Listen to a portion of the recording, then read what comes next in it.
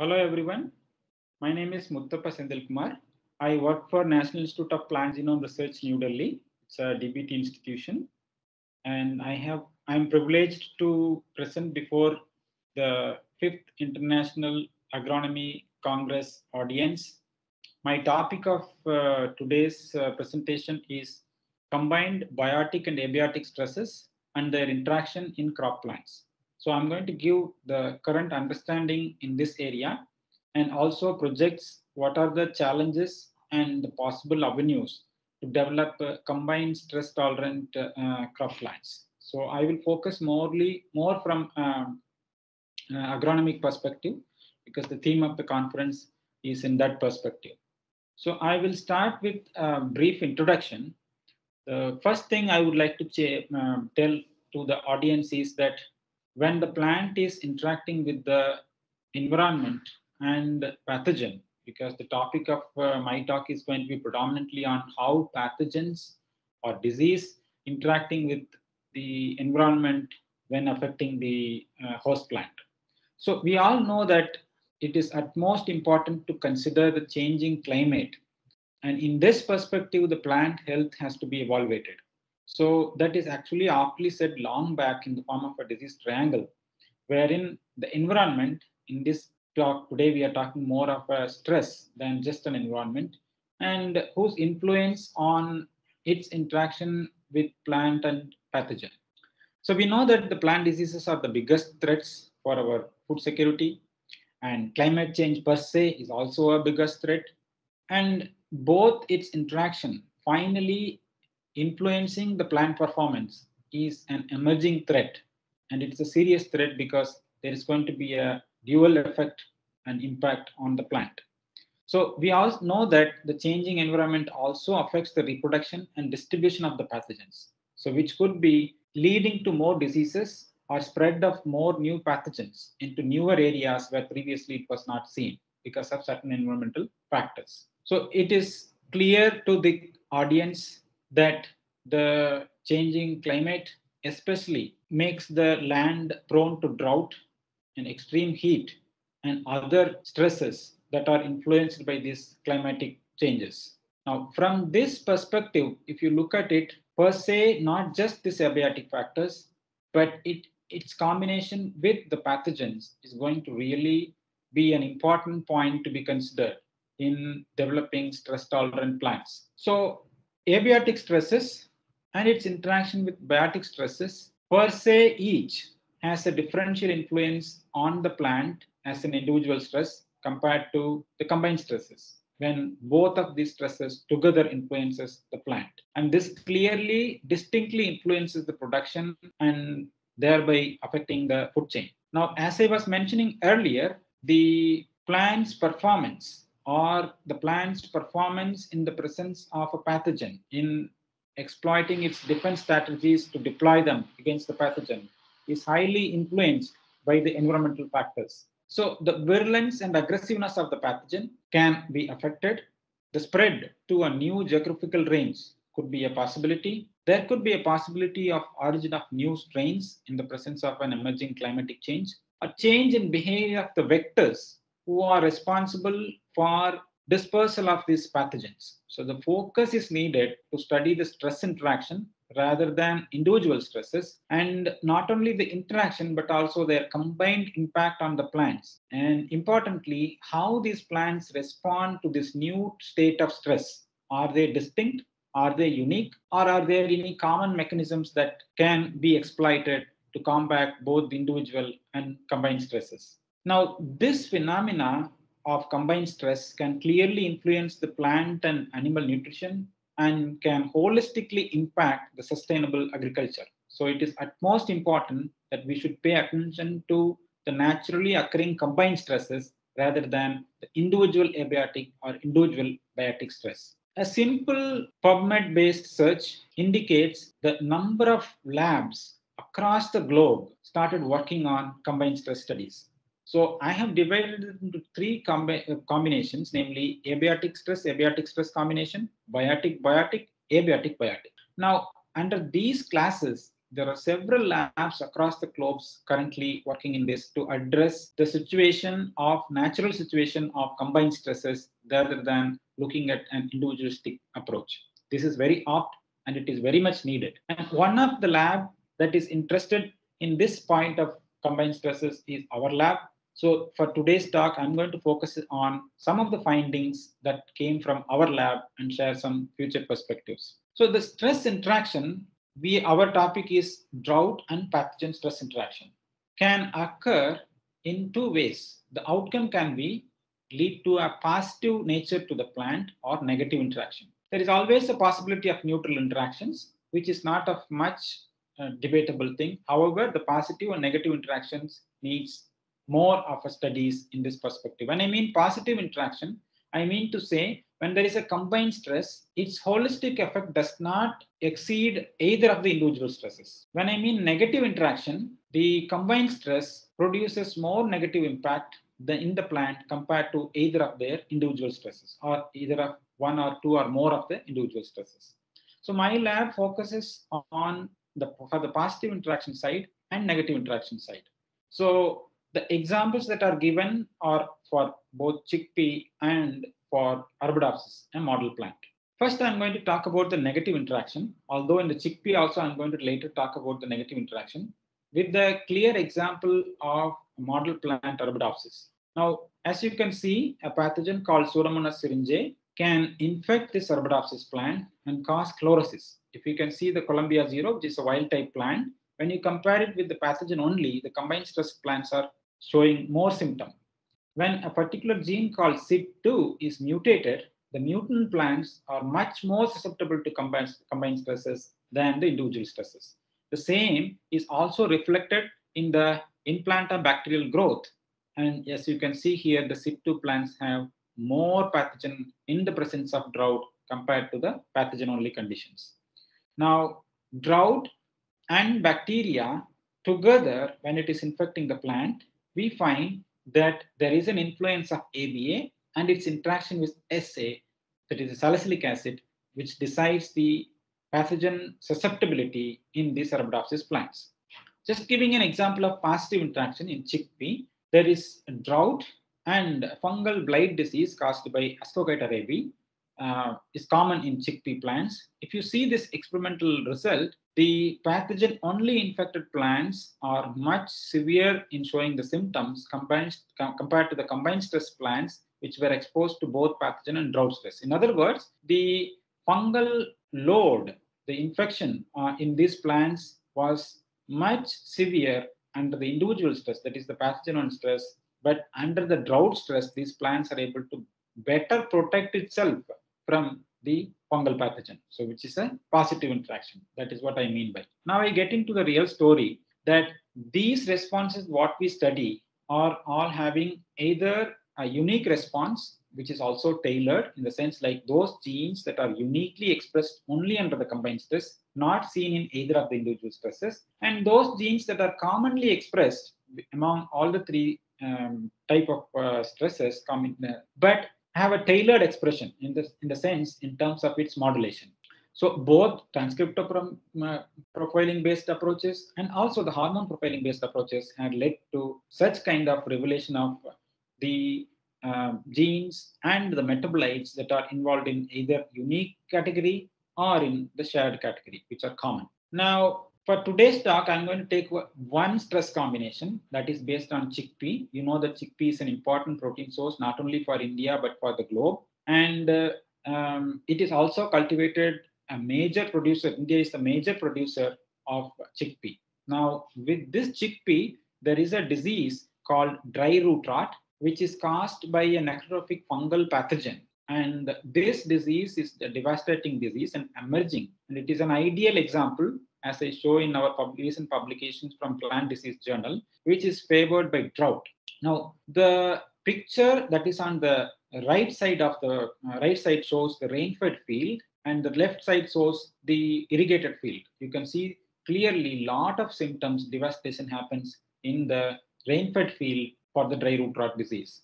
And this is seen even in the farmer's field and other conditions as well. So this is a clear example of an emerging disease due to extensive spread of drought in areas, especially those crops that are under the rain-fed field. Now, this disease is caused by a fungal pathogen, as I said, and this inoculum, the primary inoculum, is present in the soil as well as the previous crop plant debris in the roots. And the microsclerotia, when the crop starts germinating, is attached to the roots, and the microsclerotia germinates, and the mycelial colonization happens with the roots, and the aprosorium-like structures forms, and then it starts infecting extensively and colonize the root. And this happens until the vegetative stage. After the vegetative stage, when there is a flowering starts, the infection is much severe, and most often under these conditions of from start of flowering, drought is a common occurrence because the soil moisture that was available at the time of sowing now is receding and has gone to a level, if there is no proper rain received in the rain-fed conditions, that it is going to experience the drought stress. Now, because of these two changes, especially because of the drought stress, the colonization is very extensive, and the infected plant loses its root and then become dead. Now, these dead plants shows a clear straw-colored phenotype in the aerial part, and the roots are completely devoid. And if you split open the root, you can clearly see the punctate structures, which are the microsclerotia of the fungus. Now, this cycle continues, and this is how the fungal pathogen infection and the cause of disease happens. Now, this dry root rot is caused by the fungus Macrophomina phaseolina. It was formerly referred as Rhizoctonia betaticola. The fungal morphology on the plate looks like this. It has a septate hyphae as shown in these microscopic pictures, and this microsclerotia looks like this. When it is stained, it's a microsclerotia is nothing but a compact mycelial structure which has more resistance and extensive longer duration of stay in the soil, which facilitates passing over the crop growth from one to the other. Now, this is a typical field where it is infected by this fungus and shows the straw-colored phenotype of this plant. When you pull out this plant, this comes out without any effort because these plants do not have roots. Now, this was also clearly published in one of our recent publications, and we have developed the SIG plot-based method for assessment of the dry root rot under field conditions. Now, I'm just taking one study that was done by two of my students, namely Vadivel and Ranjita, and this study clearly estimated the influence of different chickpea diseases under drought conditions. So the disease incidence measured by this clearly showed that under control conditions, that is without drought, the dry root rot incidence is much less. But under the drought conditions, the dry root rot incidence is much higher, and which is spread over across the locations that we have estimated as shown in this Indian map, and these results were seen. And we are also using various years of data, over 8 years of field data, and also the literature information in this area. We could use the artificial neural network-based disease occurrence prediction tool, and which also showed the clear correlation between drought and the disease, while the other factors, namely the edaphic factors, did not play such a clear correlation. Now, under the experimental conditions also, it was clearly validated that the drought stress could potentially aggravate the dry root rot incidence. As you can see from the right side, the pictures of the plant, the last plant that is with combined stress, drought and pathogen, is much stunted and has very less root system. On the left-hand side, it clearly shows the disease incidence across different years under the field conditions, where the mild to severe stress had a gradation of increase in occurrence of disease incidence. In other words, severe drought caused more disease incidence compared to the control, that is pathogen-only plants. And the punctate structures that is clearly visible are all shown in the rightmost corner of this picture. Now, we started finding the basis, the pathological basis for such interaction. And one of the studies that I'm presenting here, which is also published, shows the root section under pathogen, that is, the plant is grown under well-watered conditions, but infected with pathogen, and under those plants that are infected but subjected to drought stress condition. So the Propedium iodide staining is clearly staining all the cells, and this WGS staining, which is presented in the green, indicates the fungus. So the fungus growth and colonization is indicated in the green, while the plant cells are indicated in the red. Now, under the pathogen infection with only well-watered conditions, you see a very mild colonization. However, under the drought stress, this pathogenic colonization is extensive. Not only that, because of this necrotrophic fungus in nature, it causes severe cell death. And that is the reason that the root loss is mainly occurs. Now, this is clearly shown in the cartoon that is shown here against the root anatomy, that how the microsporotia germinates and spreads and moves all the way until the endodermis and subsequently to even xylem and phloem, wherein the extensive colonization and subsequent cell death leads to loss of root system. Now, we also have another study that clearly indicates the correlation between the water status of the plant and the fungal infection.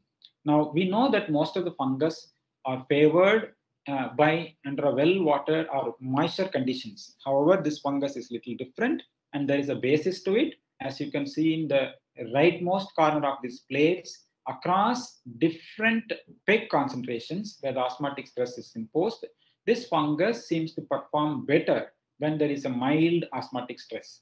And this is also seen in the fungus that is infected with the plants as shown in the disease index, that is in the form of a disease severity. Now, the concept that we are currently working on is when there is a gradation that occurs from soil to air, that continuum of water which passes through the plant, root, leaf, and other parts of the plant has differential levels of water status, that is water potential. And we found that this water potential and the studies on the fungal nature of growth can lead to identify the relation between the root water status and the key interaction of its consequences with the fungus. And we are currently undertaking up this study. Now, these are the two major things that I would like to show. Currently, our lab is in the form of, in the phase of employing this understanding to develop varieties for resistance to dry root rot using the breeding approaches. And we are currently in the stage of combining the phenotyping and genotyping, and the phenotyping in the field is currently ongoing. And we have started with screening of chickpea genotypes and identified the parents. And currently, we are phenotyping in the field, and we are now proceeding towards the molecular breeding. And finally, our aim is to understand the traits, not only understand the traits, but also to identify the QTLs contributing to DRR and come up with the lines that are possibly resistant, that can impart resistance to dry root rot disease. Now, these are all some of the pictures that I would not like to go through because of the owing to time. So this is how we do the crossing, one of the pictures. I just would like to conclude with this roadmap for crop protection. So our initial aim is to develop sick plots around the country, and we have succeeded in developing various locations as shown in some of these example pictures. And this is a clear facility that allows us to now screen for multi-locations, and the germplasm screening, and especially subjecting this screening for dry root rot under drought is now facilitated by these new sick plots that we have across the locations. And we have networked with other institutions to facilitate this process. And as I said, that we are moving towards not only understanding the DRR aggression under drought, but also produce a plant that can be better protected against the dry root rot. And this crop protection is, in collaboration with various other institutions, as pointed out. With this, I would like to conclude. And these are my lab members who are contributing to the projects. As I explained earlier, there are two members who extensively contributed to the today's presentation, namely Ranjita and Vadivel, and other members are working in various other projects as well.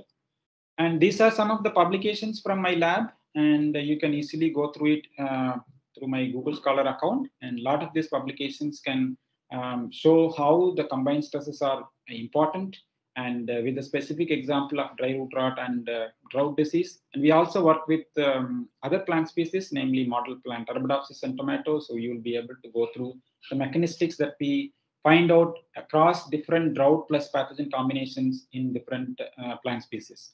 With this, I would like to thank all of you for listening, and thank you organizer for giving me the opportunity. and thank you overall. Thanks. Bye.